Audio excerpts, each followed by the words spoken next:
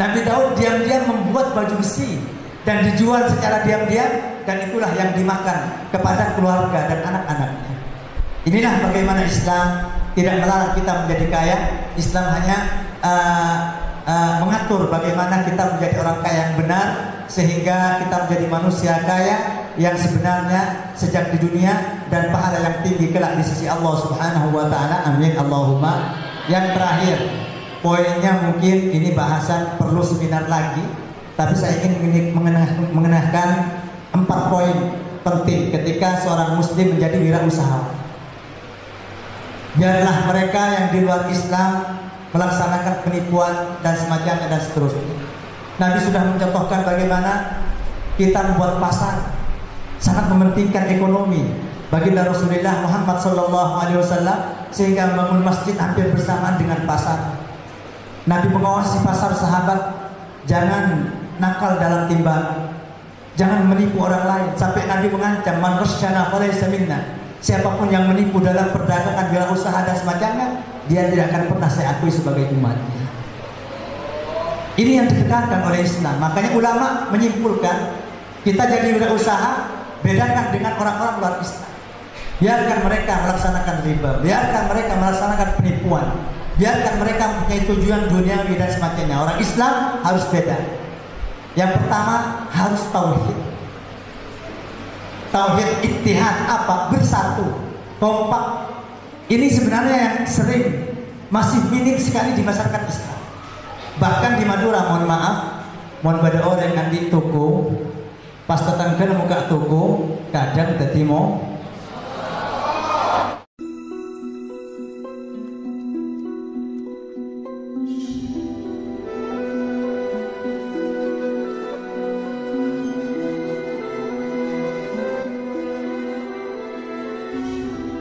Assalamualaikum warahmatullahi wabarakatuh.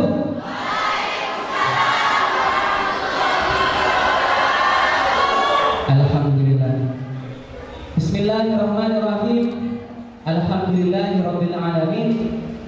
Wa bihi nasta'in ala umuri dunya waddin. Wassalatu wassalamu ala asyrafil anbiya'i wal mursalin. Wa ba'du.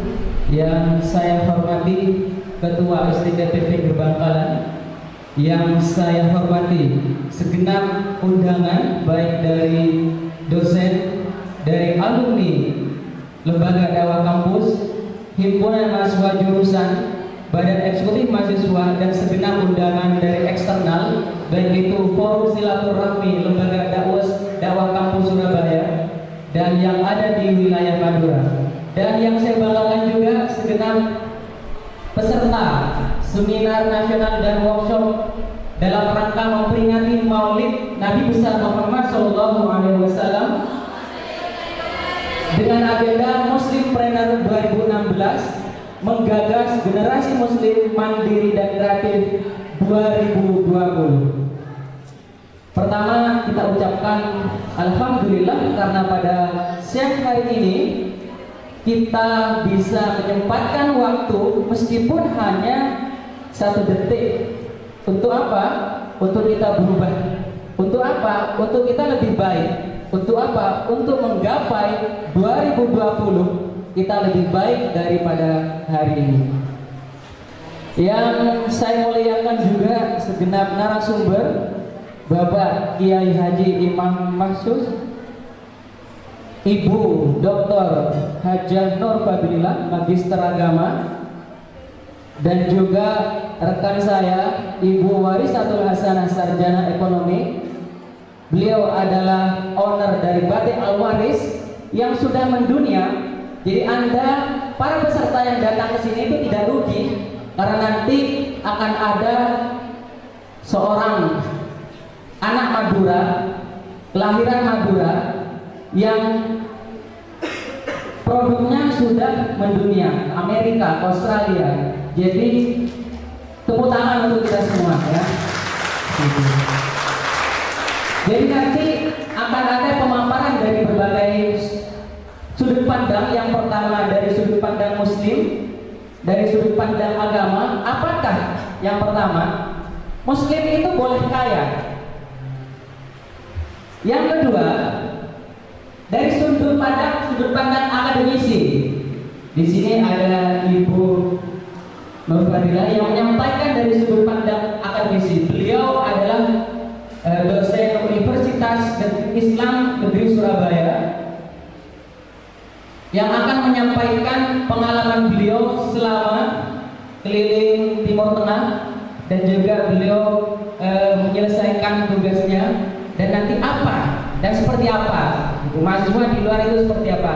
Sedangkan nanti dalam perspektif religius, perspektif agama, nanti langsung akan disampaikan oleh pakarnya, yaitu Bapak Kiai Haji Imam Mahsus, tentang bagaimana Rasulullah dulu. Karena pada bulan ini sangat beruntung karena kita berada di bulan Maulid, bulan di mana katanya seorang ahli agama bahwa di bulan ini semua yang keren itu tumbuh, yang keren itu akan berkembang. Kenapa? Karena di bulan ini lahirnya Kanjeng Nabi Muhammad Shallallahu Alaihi Wasallam. Jadi mudah-mudahan kedatangan para peserta di sini nantinya tidak akan kecewa. Dan satu hal lagi, bahwa nanti setelah seminar ini akan ada workshop yang langsung akan ditangani oleh salah satu motivator dan penggerak, yaitu Mas Idrus Syamsi, sarjana pendidikan Islam, di mana Mas Idrus ini sudah keliling Indonesia, sudah go nasional. Jadi tidak menutup kemungkinan bahwa seminar ini adalah seminar luar biasa.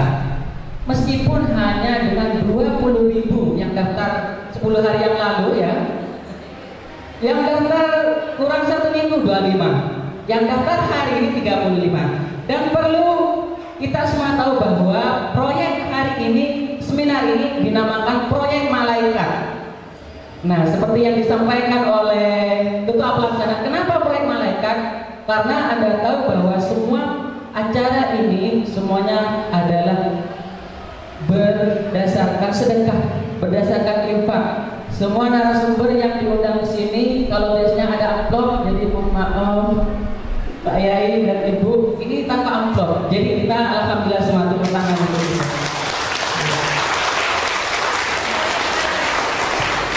Jadi kalau Ibu diundang taruh seminar nasional, itu bisa tebel amplopnya. Kalau di sini bukan tebel, malah nggak ada Ibu. Kalau Pak Yai diundang santri atau ke desa, biasanya tebel. Kalau kita mau malah bukan tebel, nanti tebelnya cindramata yang tebel Bapak. Tapi di luar itu kita satu hal, yaitu niat bagaimana kita menjadi lebih baik dari hari kemarin. Rasulullah bersabda, kalau kita hari ini lebih baik dari kemarin, kita itu beruntung. Kalau hari ini sama dengan kemarin, kita rugi. Bagaimana kalau hari ini lebih buruk dari kemarin? Terkutuk atau laknat. Seperti itu. Jadi mudah-mudahan kita ke depan selalu memproklamirkan, mengkampanyekan senantiasa bagaimana proyek malaikat ini tetap berjalan meskipun kita tidak punya dana atau apa. Masih banyak orang-orang yang mau meluangkan waktunya untuk menebar inspirasi, membangun ilmu, menebarkan ilmu kepada kita semua. Tepuk tangan sekali lagi.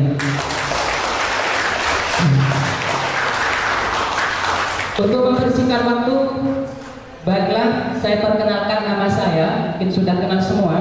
Nama saya yaitu Khairuddin, tapi biasa dipanggil Mr. Ken. Ya, karena saya dari kampung. Bahasa Inggrisnya kampung dari situ. Jadi Mr. Ken gitu ya. Jadi nanti setelah seminar ini akan ada tindak lanjut dari seorang entrepreneur. Jadi akan ada bisnis plan. Seperti apa? Jadi seminar ini tidak selesai di sini. Ada bisnis plan-nya, ada rencanakan buat bisnis dari 0 sampai ada bisnis itu. Kalau sampai berhasil, wallahu a'lam. Ya. Jadi langsung saja kita mendengar tausiah, mendengar pemaparan ilmu-ilmu yang sangat-sangat penting dari para narasumber. Yang pertama dari perspektif religius, Bapak Kiai Haji Imam Mahsus. Kepada beliau diaturkan. Assalamualaikum warahmatullahi wabarakatuh.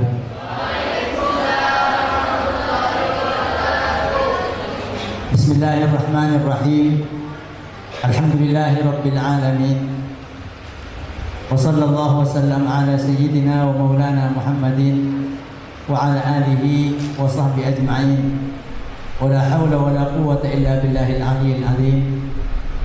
Amma ba'd. Yang saya hormati Bapak Dr. Haji Sunarjo SH M.Hum, Ketua SDKIP PGRI Bangkalan, Ibu Menti Rizdiani Eskom MSI, Pembantu Ketua 1, Dr. Manah Tarman MSI, Pembantu Ketua 2, Bapak Dr. Sobar Ismail SH MH MBA, Pembantu Ketua 3, Bapak Abdul Rashid SI SPD MSI, Pembina 1 MTK UKKI, Bapak Khairuddin MPD, Pembina 2 MTK UKKI, Ibu Siti Martia, Ketua MTK UKKI. Kemudian yang telah hadir bersama kita Ibu Dr. Haji Nur Fadilah MAG, dosen UI Sunan Ampel Surabaya. Insyaallah akan menyusul bersama kita Walisatul Hasibu, Walisatul Hasanah SD, dan Bapak Ibu Sansi SPD, motivator UMKM Bangka. Kemudian segenap para peserta seminar yang sangat saya sayangi kita. Marilah terlebih dahulu kita panjatkan puja-puji syukur kehadirat Allah Subhanahu wa taala. Salawat dan tasbih kehadiran baginda Rasulullah Muhammad sallallahu alaihi wasallam beserta para keluarga, para sahabat dan para pengikut serta umatnya sampai hari kemudian. Terlebih dahulu kita harapkan apa yang kita laksanakan bersama pada saat pagi menjelang siang ini menjadi sebuah hal yang bermanfaat, bukan hanya di dunia tapi bernilai kelak di sisi Allah Subhanahu wa taala sebagai ungkapan aktualisasi kita sebagai umat Muhammad yang sudah dipersiapkan oleh Allah Subhanahu wa taala sebagai sebaik-baiknya generasi yang pernah hidup di atas bumi ini, sehingga setiap diri kita menjadi kebanggaan langsung dari baginda Rasulullah Muhammad sallallahu alaihi wasallam. Amin ya rabbal alamin. Mungkin tidak banyak yang dapat saya paparkan. Yang pertama, kita sudah tahu bahwa Islam ini adalah agama universal, agama yang sangat sempurna dan disiapkan oleh Allah Subhanahu wa taala. Kesempurnaan itu muncul justru di akhir zaman pada generasi umat terakhir, yaitu umat baginda Nabi Muhammad sallallahu alaihi wasallam. Kita tahu kemunculan Islam dengan syariat baginda Nabi Muhammad sallallahu alaihi wasallam adalah di Jazirah Arab. Kenapa muncul di sana? Ada banyak pakar yang mengomentari masalah ini. Kenapa Islam tidak muncul dari timur? Atau kenapa Islam tidak diturunkan oleh Allah Subhanahu wa taala sebagai wahyu dari barat, tapi muncul di Jazirah Arab yang merupakan batas antara peradaban timur dan barat. Kita tahu sejak masa lampau peradaban barat ini ada semacam mengkultuskan akal, sehingga apapun yang tidak masuk akal tidak dipercayai. Tapi sebaliknya, umat manusia di belahan bumi bagian timur termasuk Asia dan semacamnya lebih banyak mengedepankan masalah-masalah gaib. Kita tahu muncul agama-agama yang bersinggungan langsung dengan hal-hal yang mistis, dan banyak hal-hal yang tidak masuk akal justru muncul dari umat manusia, masyarakat yang punya peradaban di sebelahan timur dunia. Kemudian di antara ke tengah-tengah ini ada sebuah jazirah, sebuah masyarakat, yaitu masyarakat Arab yang hampir tidak tersentuh oleh peradaban barat dan hampir tidak tersentuh oleh peradaban timur. Dari situ muncul wahyu Allah Subhanahu wa taala diturunkan kepada nabi terakhir, nabi kita sekalian, baginda Rasulullah Muhammad sallallahu alaihi wasallam. Kenapa? Apa hikmah sebenarnya yang akan dilaksanakan oleh Allah Subhanahu wa taala? Kenapa justru syariat terakhir ini muncul di Jazirah Arab? Ada banyak pakar yang mengomentari. Saya hanya ingin mengutip tentang pendapat seorang pakar, yaitu Dr. Muhammad Said Ramadan Al-Buti. Beliau mengatakan karena Jazirah Arab ini masih terdapat banyak pribadi-pribadi yang murni, tidak terpengaruh oleh pemikiran yang mengedepankan akal, dan tidak terpengaruh oleh pemikiran-pemikiran yang mengedepankan hal-hal yang gaib. Memang benar, sebelum masa Nabi ada fase-fase kemerosotan yang dialami oleh bangsa Arab yang kita kenal dengan masa-masa jahiliyah. Tapi apapun itu, masih ada beberapa generasi yang dijaga oleh Allah Subhanahu wa taala, seperti nasab keturunan atau silsilah baginda Rasulullah Muhammad sallallahu alaihi wasallam. Mereka terpelihara, mereka menjadi pribadi-pribadi yang selalu mengajak pada kebaikan-kebaikan. Ini sebuah persiapan yang disiapkan oleh Allah Subhanahu wa taala, sehingga pada akhirnya akan muncul syariat terakhir yang universal dan mengurus kemaslahatan semua tingkat-tingkat kehidupan manusia, bagaimana menjadi manusia yang seutuhnya hidup di dunia ini melalui wahyu yang terakhir yang diturunkan kepada baginda Nabi Muhammad sallallahu alaihi wasallam. Kemudian mungkin sudah ini salah satu hikmahnya kenapa Allah memunculkan di Jazirah Arab.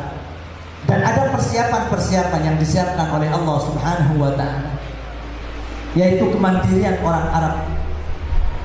Kemandirian orang Arab ini sudah terpelihara dan menonjol lebih bagus daripada umat-umat yang lain, daripada masyarakat-masyarakat yang lain. Coba masyarakat Arab yang berkembang di daerah tandus, tidak ada lahan pertanian, tidak ada sumber mata air dan semacamnya dan seterusnya, sehingga dengan ekosistem yang seperti itu, bangsa Arab melanjutkan kehidupannya dengan melalui perniagaan, berdagang.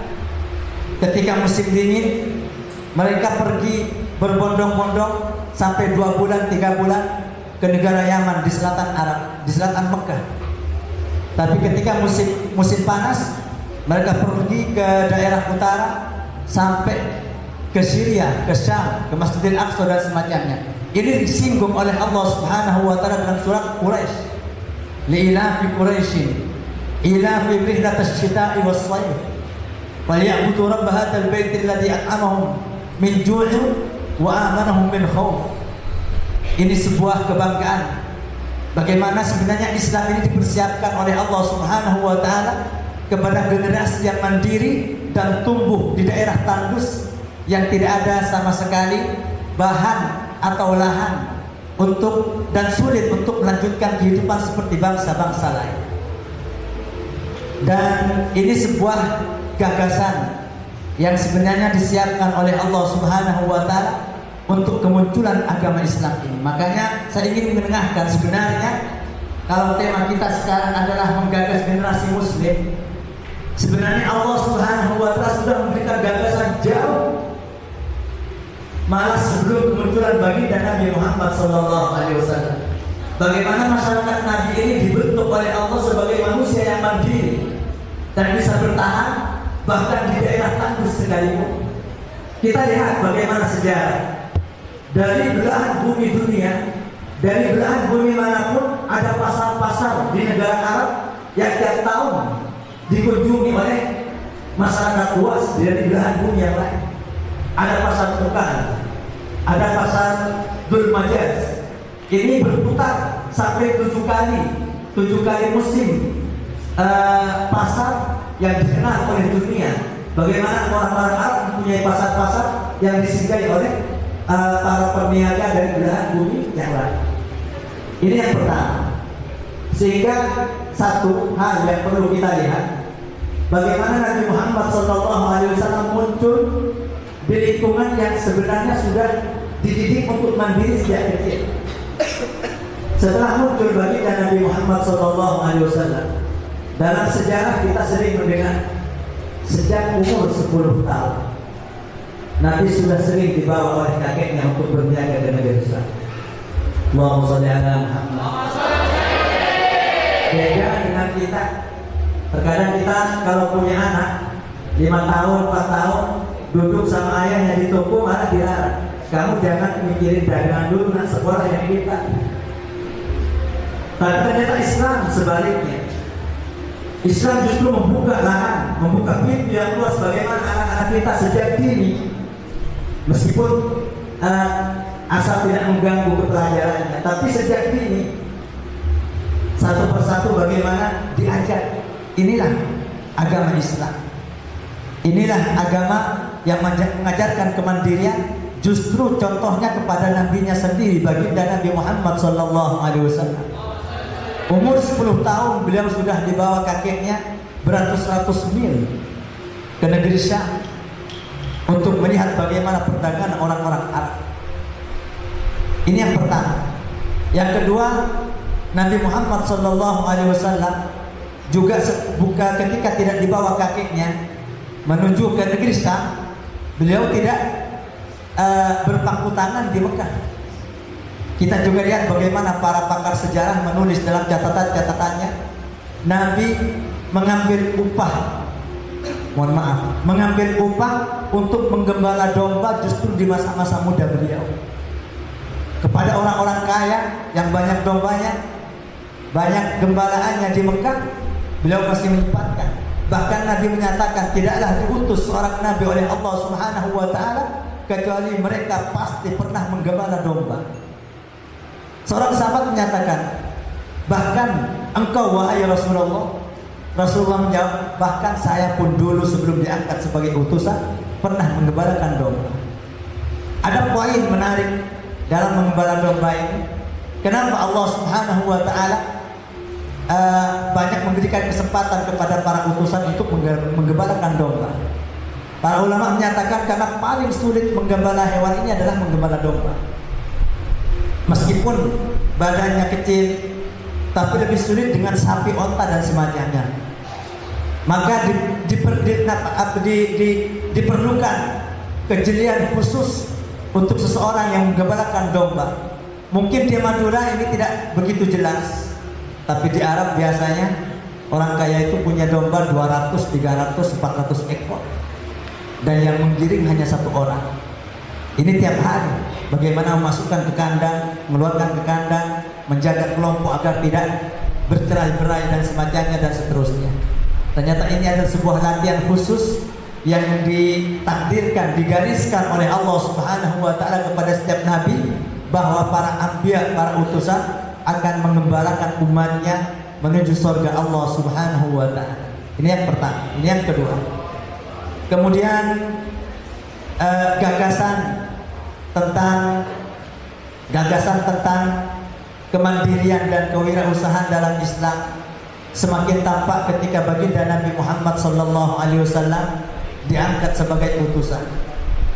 Mungkin di Mekah tidak begitu jelas kita lihat bagaimana sejarah Nabi yang berhubungan langsung dengan kewirausahaan. Karena kita tahu di Mekah adalah masa-masa penekanan orang-orang kafir Quraisy. Jangankan Nabi dan para sahabat bisa berjualan atau mengembangkan wirausaha dan semacamnya. Sholat saja mereka diam-diam. Baca Al-Quran saja harus pelan-pelan. Ketika ada yang baca Quran agak nyaring, maka orang Arab akan mengancam dan sampai melukai sebagian para sahabat. Sehingga kita tahu bahwa fase sejarah Nabi di Mekah ini adalah pengukuhan tauhid. Pengukuhan tauhid.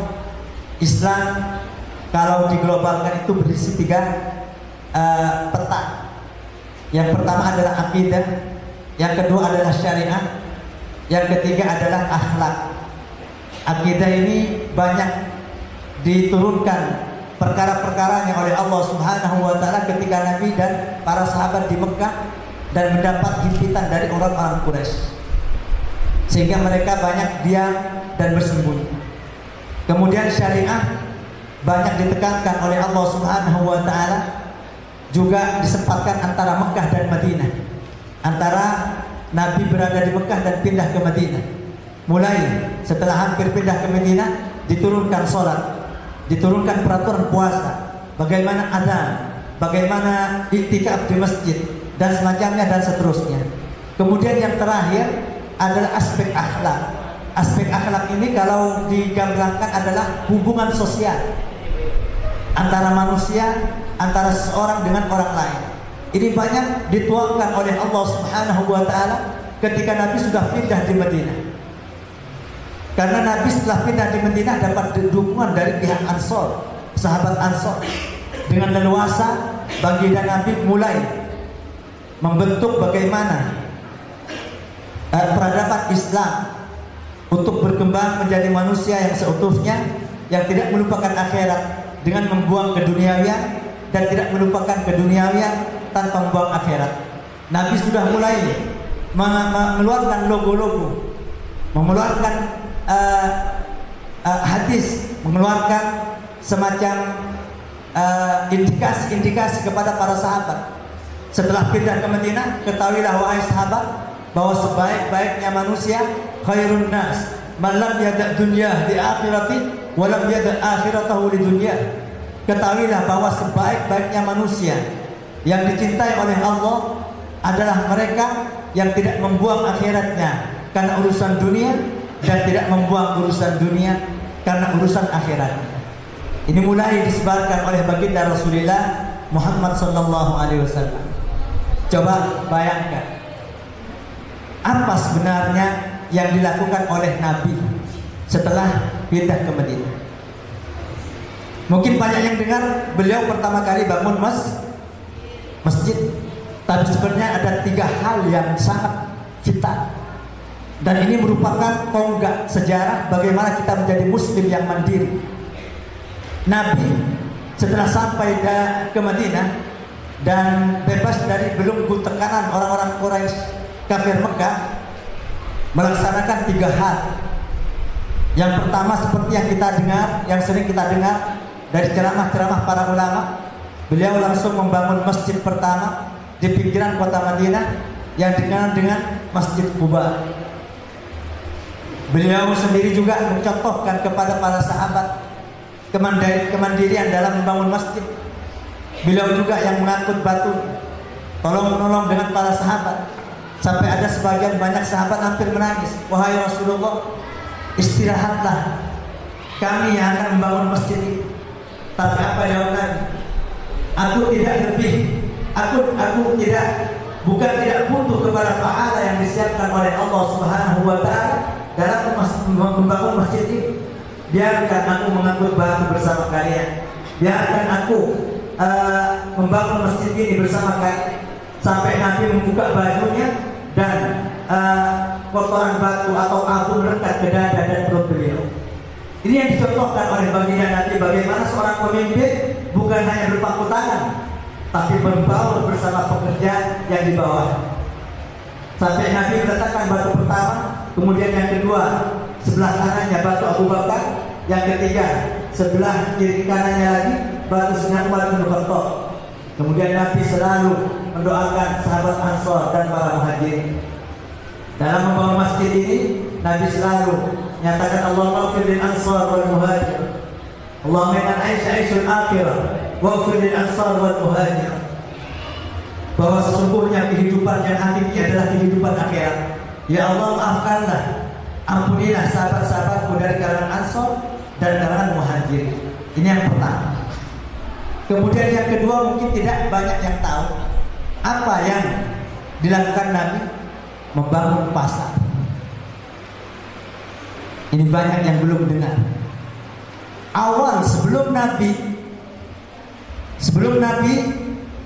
mengatur bagaimana cara masyarakat Islam berkembang di Madinah, beliau ternyata memilih untuk membangun pasar. Kita pernah dengar di Madinah ini dikuasai, ekonomi dikuasai oleh orang-orang Yahudi. Orang-orang Yahudi sebelum Nabi ini sudah ada di Madinah. Dari negara Palestina, dari negeri Syam, sudah banyak yang masuk Madinah beratus-ratus tahun. Mereka berniat untuk menyambut kedatangan Nabi.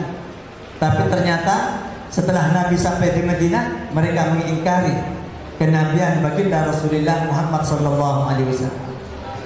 Sehingga orang-orang Yahudi yang berada di Madinah sudah bisa menguasai ekonomi dan menjadi orang-orang kaya. Toko emas yang paling besar punya orang Yahudi, pangan, sandal, dan semua yang berurusan dengan perekonomian di Madinah semua dikuasai oleh orang-orang Yahudi. Coba dengar sebuah hadis ketika Nabi wafat. Ketika Nabi wafat, Nabi pernah menggadaikan baju besi yang beliau pakai pada seorang Yahudi karena beliau sempat meminjam satu wasak kurma, dan sampai beliau wafat belum sempat dibayar, dan beliau sempat menggadaikan baju besi, baju perang beliau pada seorang Yahudi. Ini menyatakan bahwa di Madinah perkembangan ekonomi dikuasai oleh orang-orang Yahudi.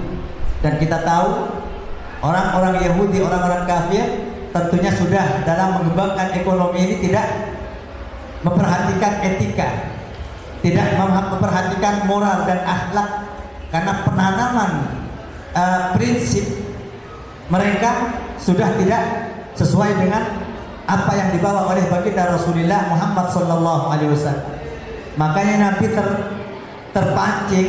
Hal kedua yang akan dibangun oleh Nabi di Madinah adalah pasar. Dalam beberapa sejarah dicatat oleh para pakar, Nabi sampai menggaris sendiri berapa luas pasar dengan kakinya. Dengan kakinya, kaki beliau lepas terompahnya, dan beliau menggaris berapa meter pasar yang akan disiapkan oleh para sahabat.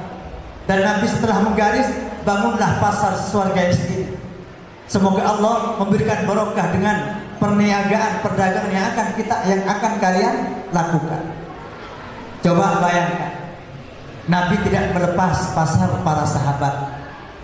Pasar para sahabat ini berhadapan-hadapan dengan pasar orang-orang Yahudi, orang-orang kafir, di mana pasar-pasar orang Yahudi tidak mengenal etika sama sekali. Mereka melakukan riba, mereka melakukan penipuan, mereka menghalalkan segala cara bagaimana meraup keuntungan. Tapi Nabi membangun pasar di sebelahnya. Inilah pasar kita. Orang-orang Islam harus kuat ekonominya, karena Islam bukan hanya mengatur tentang ibadah makhluk kepada Allah Subhanahu wa Ta'ala, tapi bagaimana bisa melangsungkan kehidupan sebagai manusia seutuhnya di atas dunia ini. Maka para sahabat diberikan hadis-hadis oleh baginda Nabi. Pahala bukan terdapat hanya di masjid saja. Pahala bukan hanya di surau saja. Pahala bukan hanya di pesantren, majelis taklim dan semacamnya dan seterusnya. Bahkan pahala kalau kita punya prinsip yang benar, justru pahala tertinggi ada di pasar. Nabi waktu itu mengumumkan at-tajirus saduq yubsyaru yaumal qiyamah masyhada wasful awliya was-siddiqin aw kama. Pedagang yang jujur oleh Allah Subhanahu wa Ta'ala kelak akan dikumpulkan oleh para syuhada, para aulia, para anbiya, enggak tanggung-tanggung. Coba ada kejadian kecil yang terjadi antara seorang sahabat dan Nabi ketika sholat subuh. Setelah sholat subuh, Nabi sempat duduk-duduk di pinggiran masjid dengan salah seorang sahabat. Di seberang masjid ada pasar yang dibangun oleh Nabi. Ada sebagian sahabat ini bukan semuanya ulama. Sahabat bukan semuanya para asatidz, tokoh dan pemuka. Sahabat bertingkat-tingkat. Ada yang ulama, ada yang tokoh, ada yang petani, ada yang pedagang, ada yang orang awam biasa, ada yang sempat sowan ke Nabi tiap hari, ada yang sempat 1 minggu sekali, ada yang sempat 1 bulan sekali, bahkan ada yang sempat cuma ketemu Nabi 1 tahun sekali karena sibuk dengan urusan keluarga. Nah, kembali pada kejadian kecil. Nabi dan sahabat ini melihat orang-orang setelah subuh sibuk dengan pasar. Ya. Dengan pasar. Kemudian sahabat ini, bagaimana orang-orang pasar tidak sempat wirid meskipun 10-20 menit langsung ke pasar. Kenapa mereka langsung keluar dari masjid? Langsung mengurus kehidupan dunia. Nabi menyatakan jangan bicara begitu.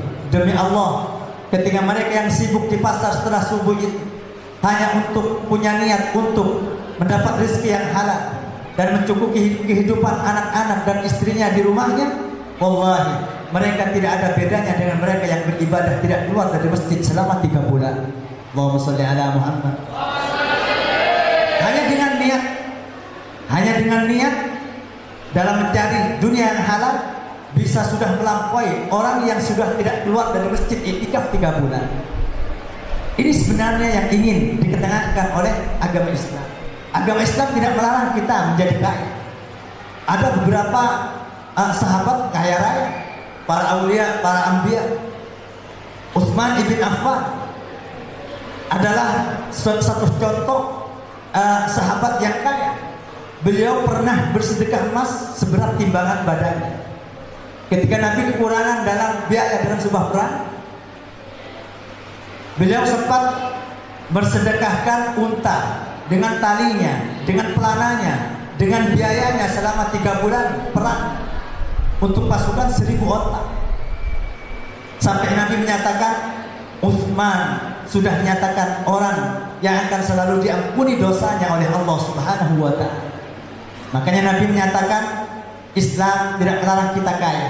Islam hanya ingin mengatur bagaimana kita menjadi orang kaya yang benar.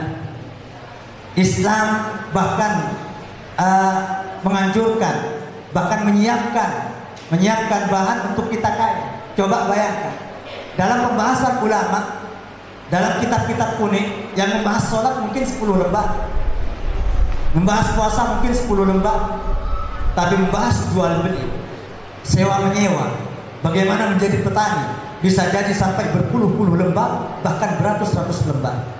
Ini bukti bagaimana Islam mementingkan kita menjadi seorang yang mandiri dan seseorang yang bisa menyumbangkan manfaat kepada masyarakat luas. Nabi menyatakan nikmal malus shalih lirrajulis shalih. Sebaik-baiknya harta yang halal ketika dipegang oleh seorang mukmin yang soleh, taat kepada Allah Subhanahu wa ta'ala. Karena manfaatnya akan banyak, dan mungkin saya tidak usah perpanjang karena dalam Al-Quran sudah tidak bisa dihitung lagi bagaimana Allah Subhanahu wa ta'ala menceritakan para anbiya dulu.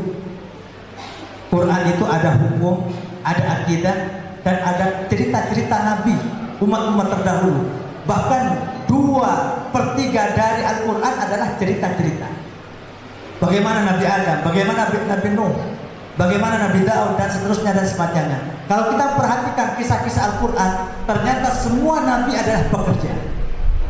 Semua Nabi adalah pekerja. Nabi Nuh pintar dalam pertukangan, sehingga oleh Allah diwahyukan, buatlah bahtera ini dengan anjuranku, dengan peraturanku.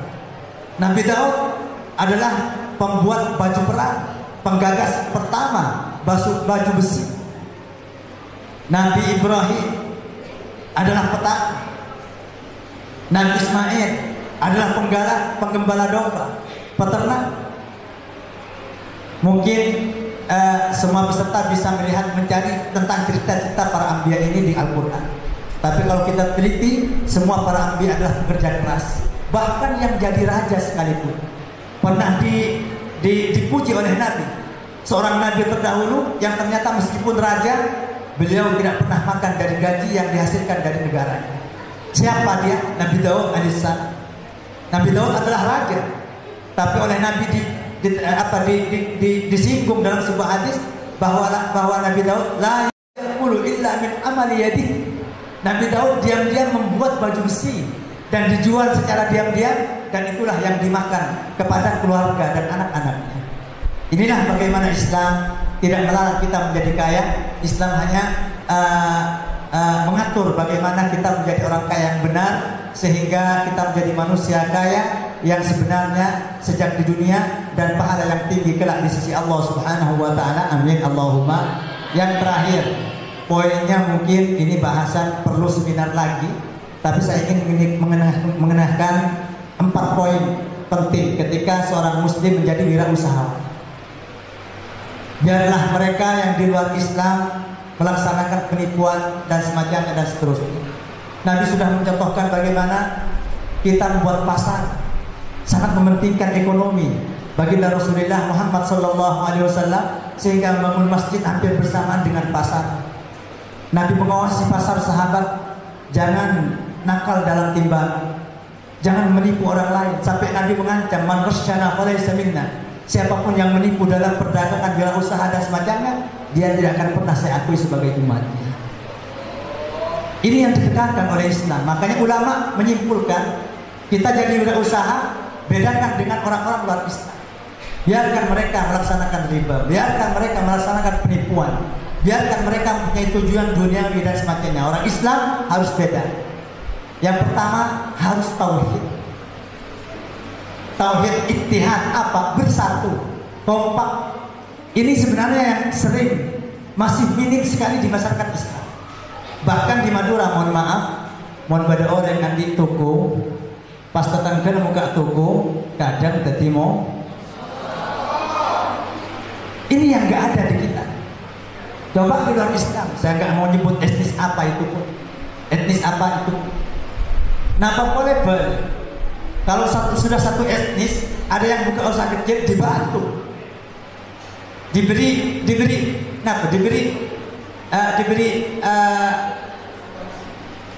bantuan, besarkan tokomu, diberi modal. Padahal mereka etnis lain, sehingga mereka kompak dalam ekonomi.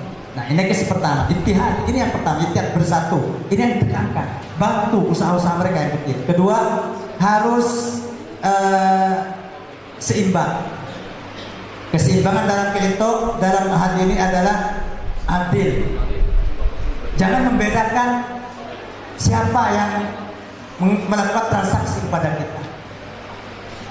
Ketika kerabat diberi lebih, ketika bukan kerabat dikurangi. Jangan. Ini yang kedua. Mungkin ini perlu bahasan panjang. Yang ketiga adalah tanggung jawab. Ini yang terpenting. Jangan pernah membuka usaha tanpa merasa Anda tidak punya tanggung jawab. Yang saya maksud tanggung jawab di sini bukan tanggung jawab kepada rumah tangga, anak, istri dan semacamnya, tapi tanggung jawab kepada Allah Subhanahu wa taala. Ini yang tidak dimiliki entrepreneur di luar Islam mungkin. Jadi seorang pedagang, meskipun apapun kesempatan peluang untuk meraup keuntungan lebih ketika itu haram, dia akan tetap konsisten. Aku tidak berdagang dengan manusia, tapi aku juga berdagang kelak dengan Allah Subhanahu wa taala. Setiap peser yang aku bayarkan, aku ambil dan semacamnya akan dipertanyakan kelak di sisi Allah Subhanahu wa taala. 3 poin ini kalau sudah dicapai, kekompakan dan keseimbangan dan juga tanggung jawab, bukan hanya kepada masyarakat sesama manusia, tapi kepada Allah Subhanahu wa taala, yang perlu dikembangkan oleh entrepreneur ketika itu muncul dari seorang muslim. Mungkin ini yang dapat saya sampaikan, meskipun tidak banyak dan tidak beraturan. Semoga menjadi tambahan ilmu yang manfaat, yang bisa menjadi semangat ke depan. Kita bisa mengaktualisasikan apa yang kita bahas pada saat ini. Amin ya rabbal alamin. Wassalamualaikum warahmatullahi wabarakatuh.